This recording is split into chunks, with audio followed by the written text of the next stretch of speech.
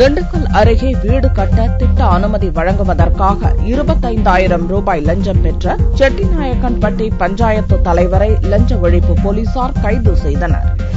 திண்டுக்கல்லை அடுத்துள்ள கள்ளிப்பட்டி கிராமத்தைச் சேர்ந்த இரும்பு வியாபாரி ராஜாமணி புதியதாக வீடு கட்டுவதற்கான அனுமதி சான்று கேட்டு செட்டிநாயக்கன்பட்டி பஞ்சாயத்து தலைவர் மாதவனிடம் விண்ணப்பித்தார். அப்போது சான்றிதழ் வழங்குவதற்கு 30,000 ரூபாய் பணம் கொடுக்குமாறு மாதவன் வலியுறுத்தினார். பணம் கொடுக்க விரும்பாத ராஜாமணி லஞ்ச ஒழிப்பு டிஎஸ்பி ஜான் கிளமெண்டிடம் புகார் தெரிவித்தார். இதைத் தொடர்ந்து அதிகாரிகளின் ஆலோசனையின் பேரில் ரசாயன கலவை தடவப்பட்ட பணத்தை பஞ்சாயத்து தலைவர் மாதவனிடம் ராஜாமணி கொடுத்தபோது மறைந்திருந்த லஞ்ச ஒழிப்பு அதிகாரிகள் மாதவனை சுற்றி வளைத்து கைது செய்தனர். லஞ்சம் பெற்ற வழக்கில் அதிமுக பஞ்சாயத்து தலைவர் கைது செய்யப்பட்ட சம்பவம் செட்டிநாயக்கன்பட்டி கிராமத்தில் பரபரப்பை ஏற்படுத்தியது.